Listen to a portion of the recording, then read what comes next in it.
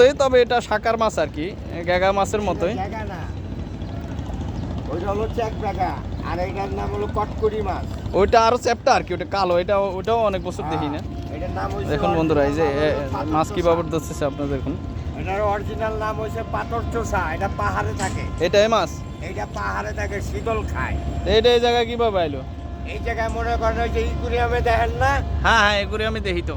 ওই ইকুরিয়াম মনে করেন দুই একটা ভাঙ্গা ভুঙ্গা পড়ে গেছে, আমাদের নদী ভরে গেছে। হ্যাঁ, এই বুড়িগঙ্গাতে পুরা নদীতে এগুলো ভরা না? পুরাপুরি গাঙ্গে না, বরিশাল বিভাগ, তারপরে চাঁদপুর বিভাগ, বিভিন্ন অঞ্চলে নদী নালা যেখানে আছে ওইখানে এখন ঢাকি গেলেই পড়ে, মারলেই পড়ে।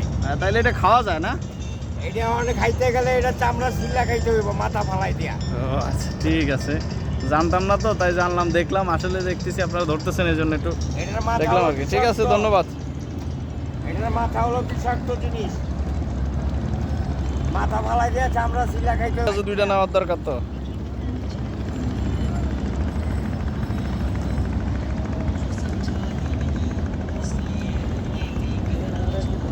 এটার নাম হচ্ছে কটকরি মাছ। এটা আবার এক নাম, ওইটার নাম বিভিন্ন নাম আছে। পাথর